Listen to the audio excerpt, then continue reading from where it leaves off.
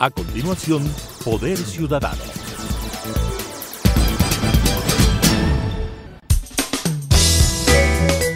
Clasificación B, bajo supervisión de un adulto.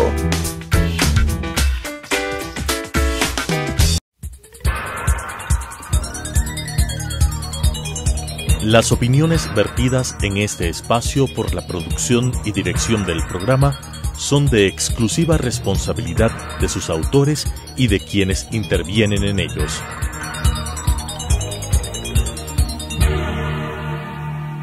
Telesucesos Canal 29 UHF presenta Poder Ciudadano, una ventana construida desde la visión plural ciudadana para la expresión de sus anhelos, demandas y aspiraciones, con la conducción del doctor Patricio Gijón. Poder Ciudadano. Cordiales saludos.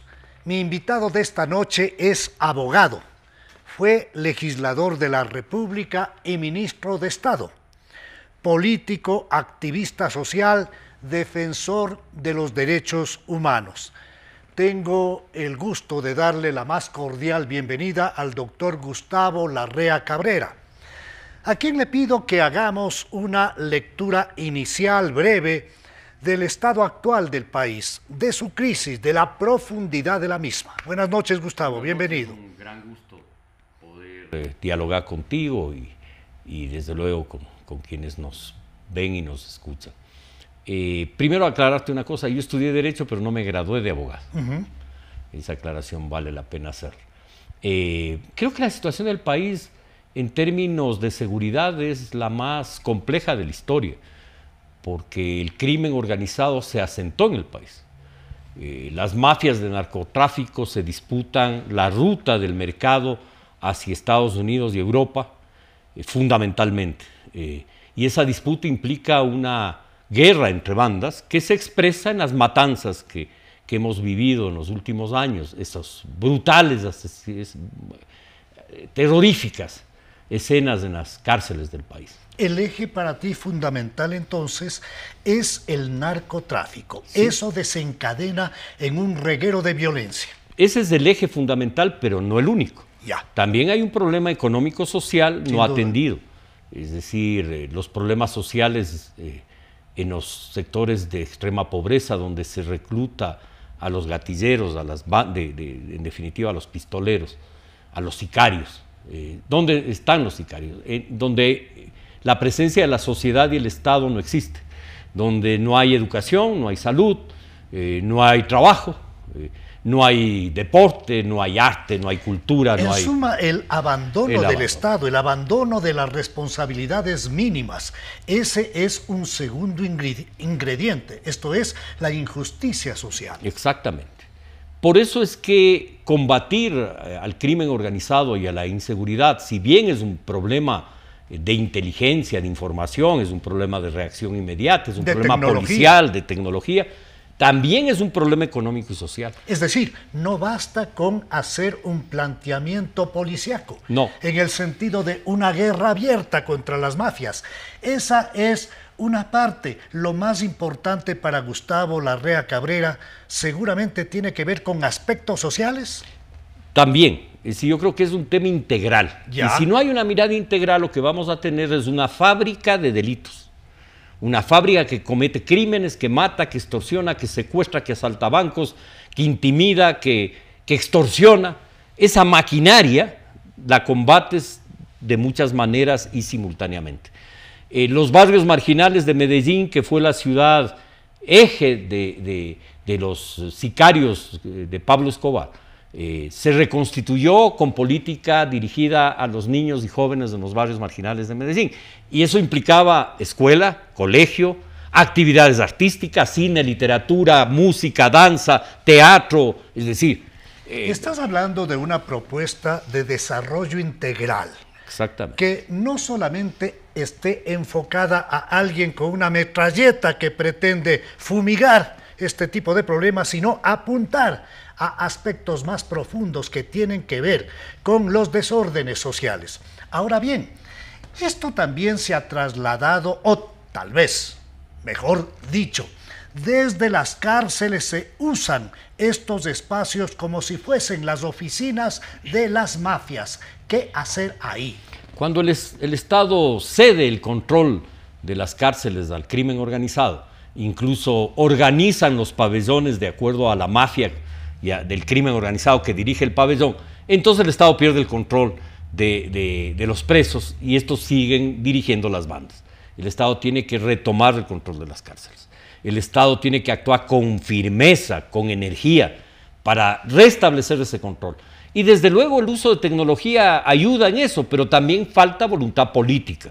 Entonces necesitamos un gobierno que tenga firmeza en temas de uso de la fuerza, legítimo de la fuerza para combatir al crimen organizado, con política social, política de reactivación económica. No es posible el desarrollo económico sin inclusión social, sin justicia social, sin duda, porque genera este tipo de problemas que hace invivible a un país. Esto supone la opción de un gobierno que no sea monotemático, un gobierno que visualice el problema en su conjunto y encuentre soluciones. ¿Te parece a ti, Gustavo, que el segundo problema de desajuste social tiene que ver con la falta de empleo y trabajo? Sin duda, porque todo este problema económico, social, este problema de seguridad tiene que ver con un hecho que nos olvidamos a veces. A veces decimos la pandemia se combatió con las vacunas y sí, dio resultados importantes en temas sanitarios, en temas de salud pública, pero la economía no se reconstituyó. El pequeño, mediano y gran empresario que produce para el mercado interno, en esos años sus ventas cayeron, sus negocios, muchos cerraron, muchos despidieron a trabajadores y no ha existido hasta el día de hoy una política de Estado para restituir la producción y la multiplicación de empleo. ¿Y cómo se puede proyectar esa política de Estado? ¿Con qué acciones concretas? Se necesita un fondo de apoyo a la pequeña, mediana y gran empresa del Ecuador, un fondo con tasas de interés baja. Y en ese sentido hay que recurrir a los organismos multilaterales para crear un fondo de crédito dirigido a la juventud, a las mujeres, a quienes tuvieron que cerrar negocios, a quienes tienen deudas de las empresas que siguen funcionando pero que acarrean deudas de la época de la pandemia. Estás hablando de la necesidad de inyectar recursos a la vena social, inyectar recursos de costo bajo que permitan realmente dinamizar un desarrollo desde la parte misma de la base social. ¿Es eso? Es exactamente eso. ¿Y porque eso te dinamiza el empleo? ¿Con qué herramientas lo logras? Te decía yo, tenemos fondos, distintos fondos, tanto del Banco Interamericano, de la Unión Europea, del Fondo Monetario Internacional, de la Corporación Andina de Fomento, a los que hay que recurrir. Hay fondos también de estados para desarrollo a los cuales hay que recurrir. El Banco Mundial y el Fondo Monetario Internacional han hecho préstamos de reactivación económica para que los países salgan de la pandemia. El Ecuador no ha gestionado esos fondos, hay que gestionarlos. El país requiere una inversión y esa inversión hay que dirigirla al sector privado. Hay dos mecanismos de generar empleo. El uno es ese, el otro es la obra pública. Sin duda. Y más aún un gobierno que en obra pública tiene una deuda con el país, y esa deuda, ¿qué quiero decir con deuda? Que no ha hecho obra pública o lo ha hecho en una escala mínima. Ha quedado suspendido, ha quedado absolutamente retrasado todo avance en obra pública. Mi invitado de esta noche, el doctor Gustavo Larrea Cabrera, es un hombre que siempre ha estado vinculado a procesos políticos y de desarrollo social. En la actualidad está apoyando al candidato presidencial Yacu Pérez. En ese contexto, ¿cuál es la propuesta del candidato presidencial Yacu Pérez en torno a avanzar en una propuesta de desarrollo integral, tomando en cuenta que vamos a ver un gobierno muy pequeño en cuanto a su duración? 16 meses. En 16 meses, ¿qué se puede hacer para reparar uno de los problemas más graves que tiene el país, que hace relación a la inseguridad, a los problemas sociales, a la falta de empleo y trabajo, a la falta de salubridad pública? ¿Qué se puede hacer, Gustavo?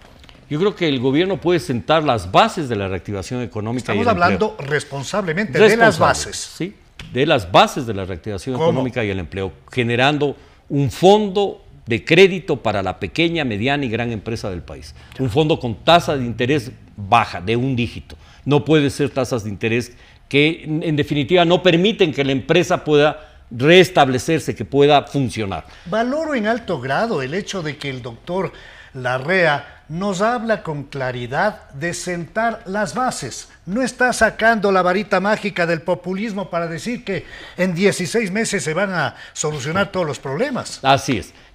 Sí, hay que lograr reducir los niveles de desempleo y reducir los niveles de pobreza. Para reducir los niveles de desempleo es necesario fomentar la obra pública. Tampoco hay miles de millones para eso. Probablemente para el año, 4 meses, lo que contemos en obra pública será 1.500 a 1.600 millones. Pero eso hay que invertirlo ¿en qué? En vivienda, hay que invertirlo en carreteras, en reconstrucción vial del país, fundamentalmente en esas dos áreas, para generar empleo. Creo que ese es un punto fundamental y claro. Y Gustavo, también otro de los puntos fundamentales es que el país cuente con seguridad jurídica. Y en ese ámbito hemos visto al candidato Yacu Pérez hablar positivamente en favor de contestar sí a una consulta popular que pretende dejar bajo tierra a un espacio que ya está siendo manejado en el Yasuní ITT. Pero eso no implica hacer una separación de lo que significa la importancia de la empresa privada y más aún de lo que significa la seguridad jurídica. Mira, el Ecuador es un país que viene cambiando en los hechos de modelo económico, de un modelo extractivista basado en el petróleo y en menor medida en la minería a un modelo productivo, agropecuario, agroindustrial, industrial. De las exportaciones totales del año pasado, 17.500 millones son exportaciones no petroleras ni mineras. Es decir, el país ya hoy tiene un modelo económico basado en la producción sustentable y no basado en la suerte que podamos tener de tener buenos precios del petróleo, por ejemplo, sino en una economía más sustentable, que es en definitiva por lo que hay que apostar, es lo que hay que consolidar, que nosotros de aquí a 3, 5, 8 años seamos un país que exporte 50.000 millones de dólares y que genere empleo y que genere una dinámica positiva. Este es un argumento sin duda que tiene peso. Sin embargo, la pregunta es, ¿no asusta, no aleja a la inversión privada del exterior y también ecuatoriana este tipo de proclamas ambientalistas? No, en absoluto. El mundo va hacia eso. Es decir, más bien alguna gente que todavía vive en el siglo pasado, que cree que si no hay petróleo el mundo se acaba. No, no. El mundo va hacia una nueva tecnología. Desde luego que el país tiene que mantener la explotación petrolera y cada vez hacerla con mayor rigurosidad ambiental. Esto me parece muy importante, Gustavo. La idea es mantener la explotación petrolera, pero dentro de canales de absoluto cuidado ambiental. No se trata de suprimir. No, para nada. Y además respetar la ley y los contratos que existen, igual en los contratos mineros, hay que respetarlos.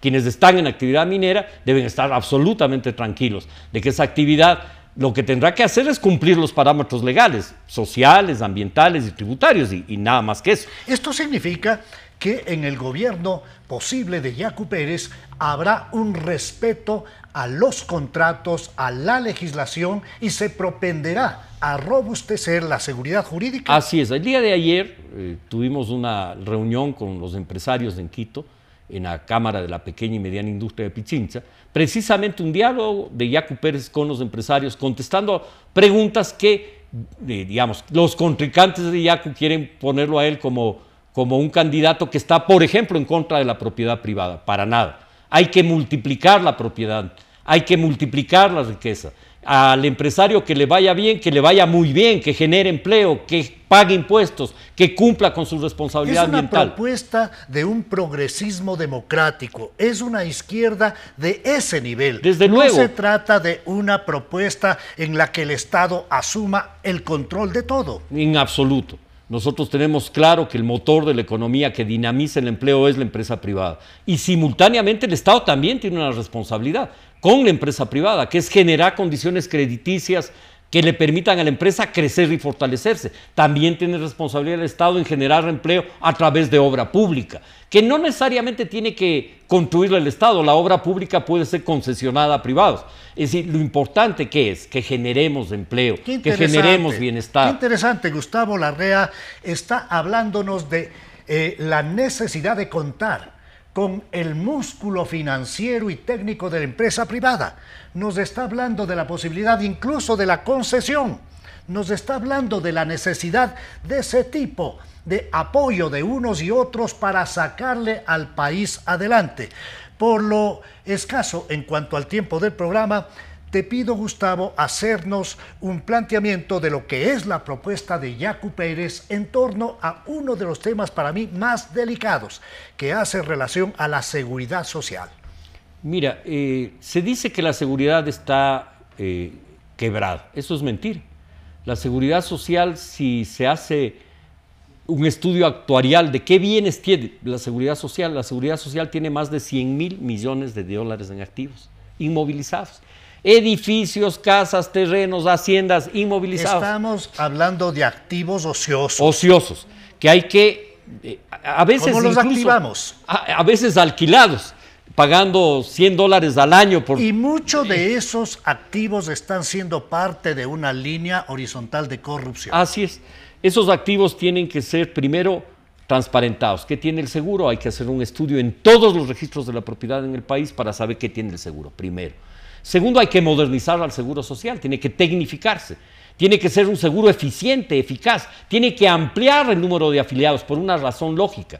Quienes diseñaron el seguro social pensaron en un mundo donde había grandes fábricas y obreros, y la realidad es que nuestro país tiene grandes fábricas con obreros, pero tiene cientos de miles de pequeños negocios, ¿cómo no?, de pequeña producción agropecuaria, de pequeña producción urbana, de comercio, de servicio, de transporte. A diferencia de otros países, voy a poner un ejemplo en Brasil. En Brasil una compañía de taxis puede tener 4.000 taxis. Aquí la compañía de taxis es la familia. Por lo tanto, ese trabajador que tiene su propio negocio debe estar afiliado al seguro. Hay que generar una afiliación nueva y masiva con otra perspectiva, con una perspectiva distinta. El seguro tiene que ser manejado empresarialmente. Sin duda. Pero además de eso, déjame terminar la idea. ¿Cómo no? Nosotros estamos trabajando dos opciones de pago de la deuda del Estado al Seguro Social. La una, que puede ser entregarle al Seguro Social algunos activos del Estado para que sean manejados empresarialmente, con directorios empresariales, como se maneja, por ejemplo, el Banco del Pacífico. No descartamos la posibilidad de que pago de la deuda del Estado con el ISA, darle el Banco del Pacífico al Seguro Social, para que sea manejado empresarialmente, no para que sea botín político de nadie. Pero también podemos entregarle hidroeléctricas, lo que implicaría que el Estado ecuatoriano paga 3.000 millones de deuda al IES, libera 3.000 millones de deuda, que puede permitir el ingreso de 3.000 millones para reactivar la micro, pequeña, mediana y gran empresa. Lo que estás haciendo es una propuesta de un instituto de seguridad social posible, manejado con una óptica empresarial, pero con responsabilidad social, sin abandonar eso. ¿Qué necesitamos del Seguro Social? Que nos den una buena asistencia médica oportuna, medicina oportuna, una atención de calidad, por supuesto, un cumplimiento y una mejora en cuanto se refiere a las pensiones jubilares. No es más. No se trata de nada más. Entonces tenemos la gallina de los huevos de oro, que es la seguridad social, pero no sabemos ni cuántos activos tiene por la irresponsabilidad. Y no hablo de la administración de ahora, esta es una irresponsabilidad producto de un montón de administraciones anteriores que no entendieron la importancia que tiene el Seguro Social para dinamizar la economía ecuatoriana. El Seguro Social se puede constituir en una máquina de desarrollo, una máquina para dar crédito, crédito para vivienda, crédito productivo, crédito para multiplicar las empresas. Es decir, el Seguro Social tiene que ser manejado de otra manera. Es más, tenemos 3.600.000 afiliados al seguro y 780.000 jubilados aproximadamente. No tienen una tarjeta de crédito de la Seguridad Social. El Seguro Social no usa su fuerza para que el afiliado tenga mejores condiciones de vida. La propuesta vejez. de fondo, Gustavo, es convertir a un problema que se está convirtiendo en una bomba de tiempo y que puede estallar, convertirle en una gran oportunidad de desarrollo social. Así es, convertirla en una máquina de desarrollo económico y social, cuyo beneficiario es el afiliado y el jubilado. Es decir, esta es una gran empresa cuyo accionista son los afiliados, son los jubilados. No? ¿Y cómo despolitizamos? Usando esto de despolitizar, hablando de la mala política que mete la mano sucia al seguro social. De la politiquería y la corrupción. Sí, señor. Primero, independizando absolutamente el seguro social del gobierno. El seguro social no puede seguir siendo la caja chica de los gobiernos de turno. Cuando hay algún problema fiscal, la plata de los afiliados. No. El seguro tiene que ser absolutamente manejado con independencia. Hay que hacer una reforma para fortalecer la participación en la administración de los dueños del seguro social y no del gobierno de turno. Y antes de que termine, sí, porque quiero referirme al tema del Yasuní, porque hay un ministro que dice que el Yasuní va a perder 1.200 millones de dólares anuales, va a perder el Estado. Mentira. El Estado va a dejar de percibir 148 millones en explotación del Yasuní. Pero mantener el petróleo bajo tierra implica tener muchas más posibilidades de ingreso. Podemos hacer una campaña internacional de preservar el petróleo bajo tierra y pedir la colaboración de organismos no gubernamentales y de la ciudadanía. Podemos apadrinar árboles en el mundo entero para mantener el petróleo bajo tierra, no solo como responsabilidad del Ecuador, sino responsabilidad de la ciudadanía del mundo entero. Estamos hablando de la zona mega diversa del Yasuní ITT. No estamos hablando de suprimir, de suspender la exploración y la explotación petrolera. Estamos hablando del uso de técnicas especialmente destinadas al cuidado del medio ambiente. Hemos hablado de la combinación necesaria de los intereses del Estado con los intereses y el apoyo de la empresa privada. Quiero pedirle a Gustavo Larrea Cabrera que nos diga las razones fundamentales por las que el pueblo ecuatoriano, el joven, la señora que nos está escuchando, debería tener como opción de elección en cuanto se refiere a la papeleta presidencial el nombre de Yacu Pérez. Porque Yacu es un hombre del pueblo, un hombre transparente, un hombre de paz, no es un hombre violento, es un hombre que entiende que el país no puede seguir viviendo a grito y a patada, necesita conciliación, necesita un gran acuerdo nacional, un gran acuerdo por la seguridad, por la paz, un gran acuerdo por la producción y el empleo, un gran acuerdo social, un gran acuerdo ambiental, para pagar la enorme deuda que tiene la sociedad y el Estado ecuatoriano con la gente que vive en extrema pobreza, la deuda social, la deuda ambiental que tenemos por la destrucción de nuestra naturaleza, de este paraíso terrenal que es el Ecuador. Yacu hace 2 años tuvo 20% de la votación, pasó a la segunda vuelta y no le dejaron pasar. Esa es una razón más. Y porque tendremos un gobierno ambientalmente responsable, socialmente responsable y que entiende que hay que dinamizar la economía, que hay que construir una autopista de desarrollo económico, de desarrollo social, de desarrollo ambiental. ¿Qué se puede decir, Gustavo, al país en función de la seguridad electoral que ha sido puesta en duda? Creo que es fundamental controlar la votación, tener delegados en cada una de las juntas receptoras del voto. No es fácil y nosotros no tenemos recursos como para pagar gente. Pero les animamos a los ciudadanos a que se inscriban para que nos ayuden en el control electoral. Gane quien gane, pero necesitamos tener seguridad de que las elecciones son limpias. Nosotros creemos tener enorme posibilidad de victoria, pero esa victoria solo será posible si es que las elecciones son transparentes y no hay fraude. Por lo tanto, a todas las fuerzas políticas, llamarles a que cuidemos que este proceso electoral sea limpio y transparente, llamarle al gobierno nacional, al ministro de gobierno, que responsabilidad del Ejecutivo también es la pureza del proceso electoral. Agradezco la presencia en esta noche del doctor Gustavo Larrea Cabrera. Con ustedes nos volvemos a encontrar en la señal de Telesucesos el próximo viernes a las 19:30 y el domingo a las 21:30. Una buena noche. Las opiniones vertidas en este espacio por la producción y dirección del programa son de exclusiva responsabilidad de sus autores y de quienes intervienen en ellos.